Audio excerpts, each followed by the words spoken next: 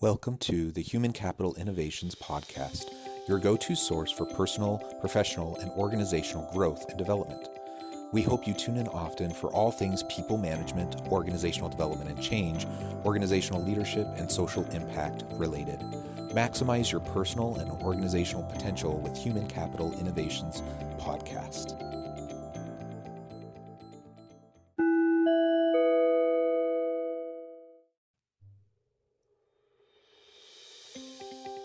Welcome to the Human Capital Innovations Podcast. In this HCI podcast episode, I talk with Krister Ungerböck about effective communication at home and in the workplace in the compassion revolution.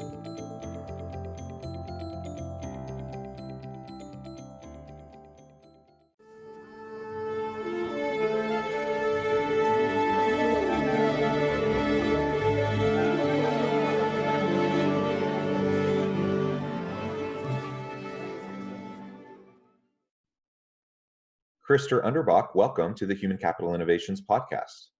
I am happy to be here, Jonathan. Yeah, I'm really excited to have the chance to chat with you today.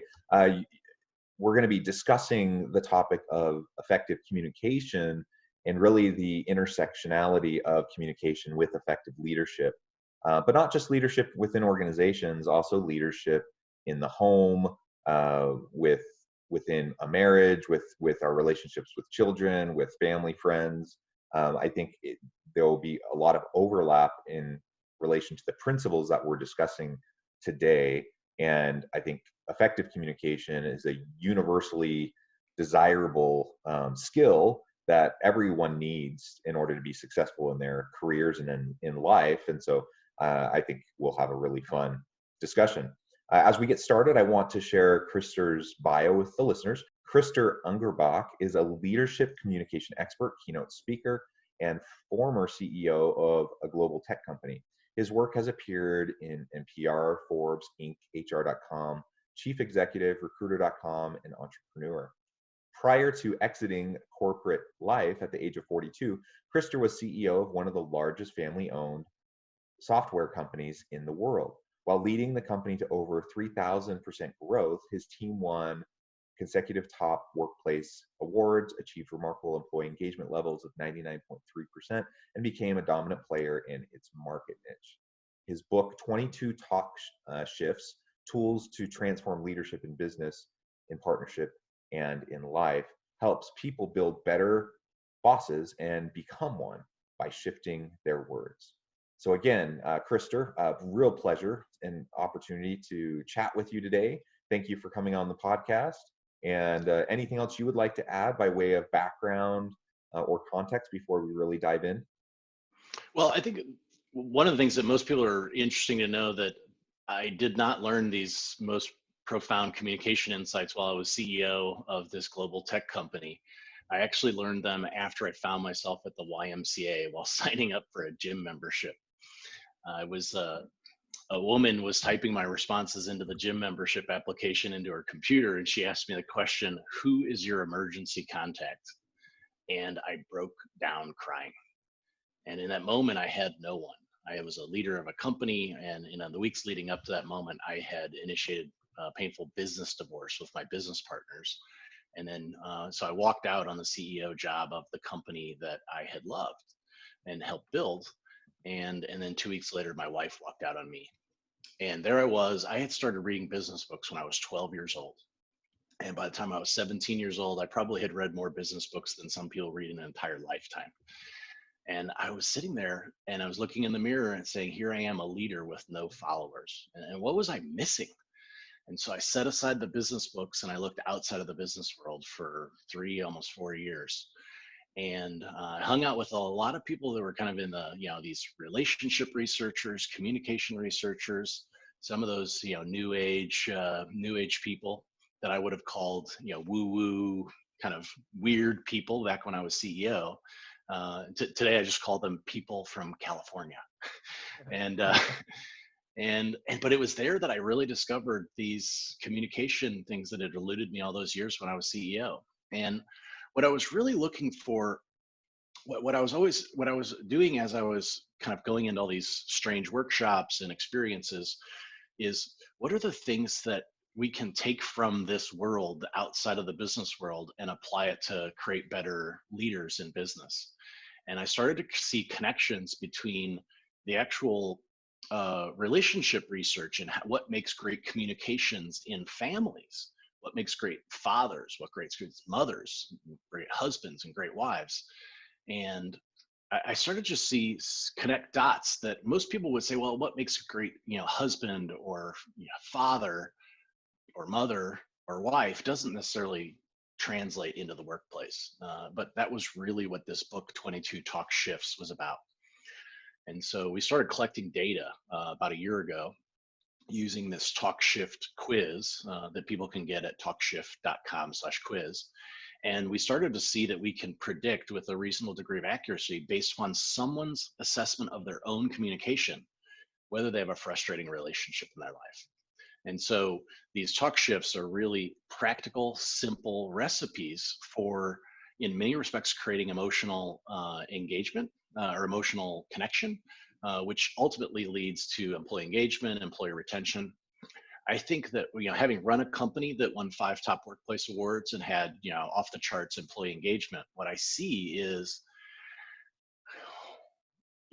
we weren't competing with other companies that were at the top of their game that had great culture, with bad cultures. We were competing for talent with other companies that had great cultures that were at the top, 10, 25%.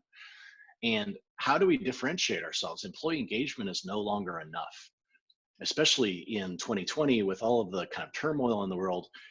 Companies that create emotional bonds with their employees are the ones that are going to retain those employees for the long term, because all it takes is one bad day, one bad interaction with your boss, and people can, all they can do is open up LinkedIn and they've already got some recruiters that have emails in their inbox, about jobs. So what is it that's going to have them close that window and say, you know what, I'm not gonna start looking for another job, because it's so easy to find a new job these days. Well, let's taking aside the fact that there aren't as many jobs available, but because LinkedIn has taken the really shifted the power to employees, especially the best employees, which are the ones that we want to leave. So, right, and to your point, I mean, you're talking about tech, right? So yeah. obviously, it depends on the type of job, it depends on the industry, but with highly skilled people in STEM fields and in tech, they're hard to find, and Yeah. so there's a lot of competition for that labor. Now, I don't know if I necessarily would say, I think that the trend started in tech, but I don't know any CEOs or HR people who wouldn't say one of their top 3 challenges is finding and retaining talent.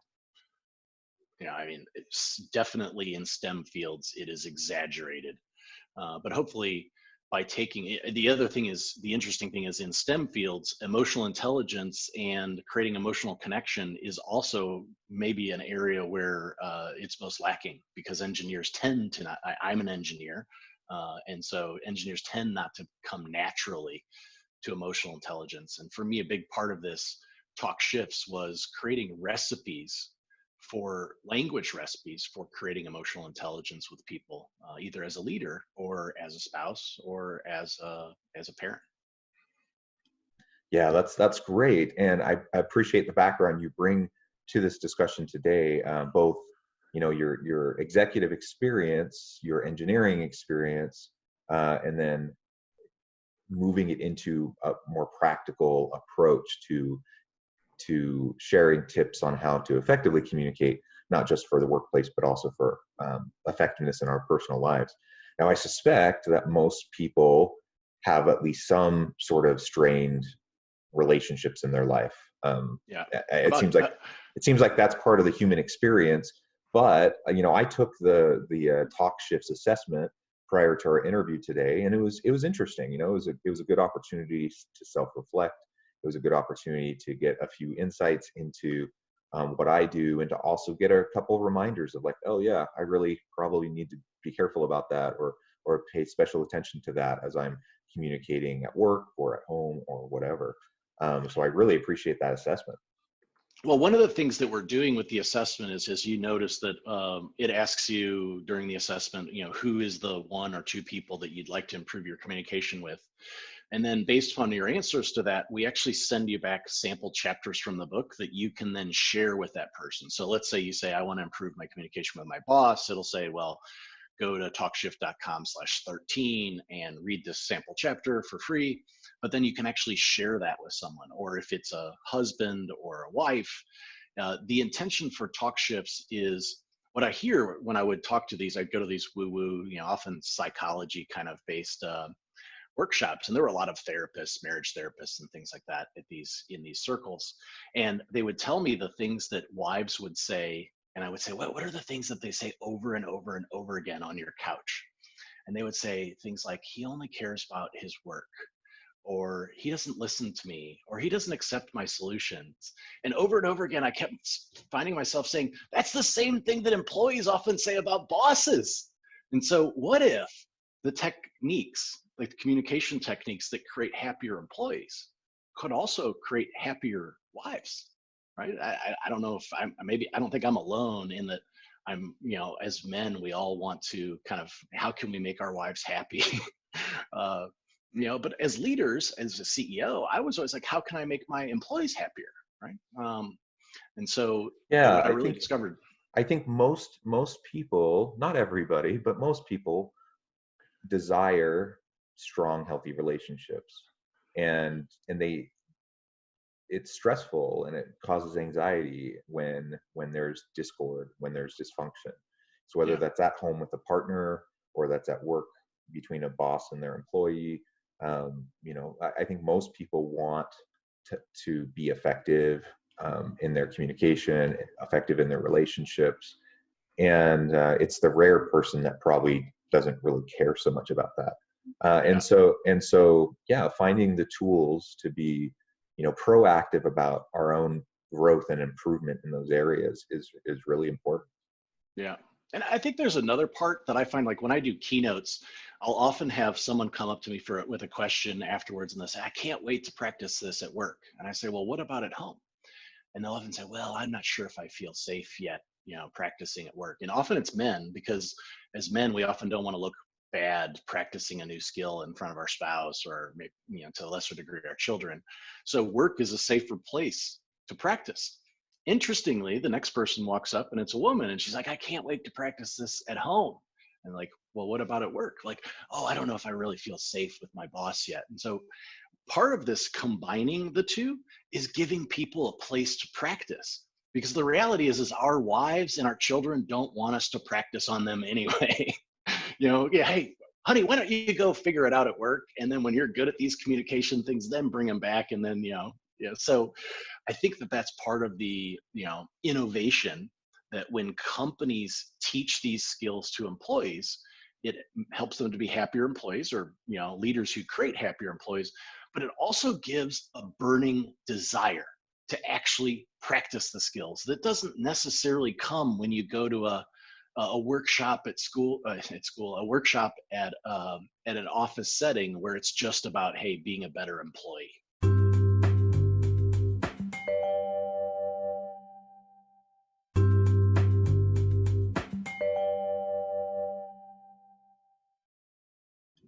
Yeah, excellent. Well, definitely some good overlap in the different areas of our lives, for sure.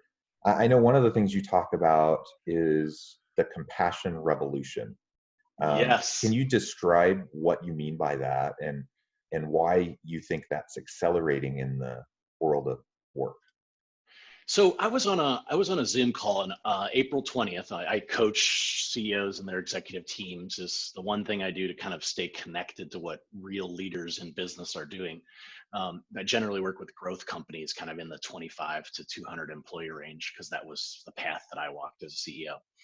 And I was shocked that we were on this Zoom call, still pretty early in the quarantine days, and a young, like 10-year-old boy popped into the Zoom window and was like, can I have a hug, to the VP of operations? And everyone just softened. And I can recall asking myself, would this have been possible before, COVID and quarantine? And so Zoom is like, it's breaking down the walls between our personal and professional worlds. And it's inviting our leaders and coworkers into our lives in a way that that never has happened before. I mean, I have leaders who were much like me, very aggressive, didn't really ask people about their family. And now they're recognizing that that's just a critical skill given what's happening today. So admittedly, this book was delayed like 2 years because I kept rewriting it and trying to make it better. And honestly, I don't know if it would have landed nearly as well a year ago or even 6 months ago as it will today, because these skills of the compassion revolution, compassion is one, it's not something that I would have ever searched on the internet. Probably I wouldn't even today, if I was still a CEO. But compassion is like the new emotional intelligence. Compassion is emotional intelligence plus action. And when I was writing the book, my intention, I'm not a naturally empathetic person. In fact, somebody told me for the first time in my entire life that I was an emotionally intelligent person about a year ago. And I just laughed. I said, oh, you should talk to the people that I used to work with. But it came down to language, the language that makes great leaders in business also is the language that makes great leaders in the context of families. And that was really the secret sauce that helped me to become a better father, helped me to recover my relationships with my family after that business divorce. So I was CEO of a family-owned software company. So my primary business partner was my father, and even with my former wife, we have a great relationship. And so I credit these talk shifts with helping us to get there, and that's why I'm so passionate about sharing them with the world. Well, and I love that you talk about it, you frame it in terms of shifts, right? Because that implies growth, and it implies some sort of change and movement. That we can't expect to just do things the same way we've always done them and produce different results. And so, something's amiss, something's not quite right in our relationships, whether that be your workplace, whether that be at home or with friends. And we need to make an adjustment. And a lot of times we fall into negative thought patterns, and we start to think about, the reasons for the relationship not being as positive as it could be. And we tend, it's kind of human nature, to focus on what the other person's doing wrong. Yeah. Things aren't right because they're doing this, they're doing this, they're doing this. And certainly it's shared responsibility. And I'm sure the other person is doing things, that aren't perfect either, but we can't control other people. We can control us. And if we start to frame it in terms of how we can shift our own behavior, our own actions, our own vocabulary, and the way we communicate with those around us, then we can start to see changes. And perhaps what we do in taking that first step towards reconciliation or healing, or mending fences, can soften the other person, so then they're more willing to start making the shifts necessary to have a nice reciprocal growth pattern within the relationship. That's talk shift number 22, how to say sorry less and apologize more. So yeah, it's I really find, so I actually just came back from filming the video book, which I believe, I agree, most of us think that it's the other person's communication that's really the problem. And what the talk shift assessment is telling us pretty loud and clear, that actually, if I can predict whether you have a frustrating relationship based on your words, maybe that assumption is not entirely accurate, right? So the other thing is, we wrote the book. So the reason I actually almost released the book October of last year, but I read it to my father because there were some really tough stories about him in that version of the book. And the interesting thing was, going through the experience of reading the book and experiencing the book together was actually the turning point in our relationship. And so I wrote we did the audiobook and the video book with a very specific purpose, that teams or a husband and wife or even a family with adult children could watch it together. And some people will take away, hey, these are skills that are going to help me be better in my career. Other people will take away skills to be better husband or wife. And many people will take away both. But the point there was, if a unhappy wife, I mean, the research shows that if divorces are started 2 times as frequently by women than men. And in fact, if the woman is college educated, it's like 9 times more frequently. So the reality is that often the person who's frustrated in a marital relationship, or what I could just call a partnership, is the spouse. And she say, "Hey, honey, let's go to marriage counseling or whatever." And like, yeah, like most men are not really that excited. But if you say, "Hey, let's read this book together," that will help you to be a better leader at work. And oh, by the way, it's also going to help us in our communication with the kids and with each other. It's really that kind of kill two birds with one stone. I jokingly say that Mary Poppins was like the inspiration for this book, because she said a spoonful of sugar is what makes the medicine go down. So if I had read, if my former wife had said, "Let's read a book about marriage," I would have been, "Yeah, I'm pretty busy at work," But she says, "Hey, let's read a book about how to be better leaders." She was a senior executive in a company herself, and it just so happened that tucked in there is also some things that we can practice. So I have not met anyone who has read this book either with a team member, like with a boss, or with a spouse, or with a child, an adult child, who has not said, "Wow, we had some just incredible conversations about the words that we use with each other." And that's fundamentally when I say transforming leadership in business in partnership. And I'll also say partnership is more broadly. I think that, if you're an entrepreneur or a senior executive and you got the golden handcuffs and you can't leave because you got stock options or something like that, that starts to look like a lot like a partnership. Like the pain with leaving, if I've been with a company for a long time, or if I'm a co-owner in a company, the pain with leaving is pretty high. And so we need to have tools to figure it out. And that's really what I say, transforming leadership in business, in partnership, and in life. And that's kind of how these kind of dots got connected. Wonderful, wonderful. So many great insights, and we could go on and on and on. We're about out of time for today, but perhaps we can continue the discussion at another time, because I know there's a lot more we could discuss. But before we part ways today, I do want to give you a chance to give the last word, and to also share with the listeners how they can get connected with you, find your book, and reach out to you if they are looking for ways to improve their communication skills in the workplace and at home. So the simplest way to get started is go to talkshift.com/quiz, take the quiz. When you finish the quiz, you'll get free resources with chapters of the book that you can use to transform a specific relationship in your life. And you'll also get opportunity to, you can get an early version of the book. Actually, it's the same version of the book, but you'll get an early preview before it's launched on Amazon on October 6th. And there's some offers to get a special discounted rate on the video book, which I hope that maybe we'll even see it on Amazon Prime one day, that you can just get it and watch it on your TV with your family. So wonderful. Well, thank you so much. It's been a real pleasure talking with you today.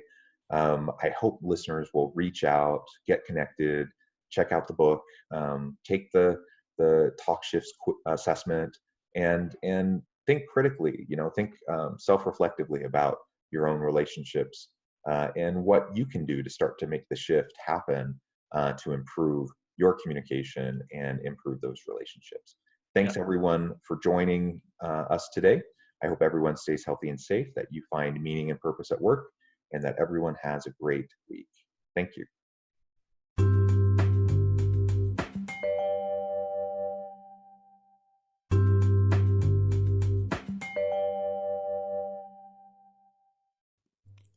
Thanks again for joining us for this episode of the Human Capital Innovations Podcast. I hope you stay healthy and safe, and that you have a great week.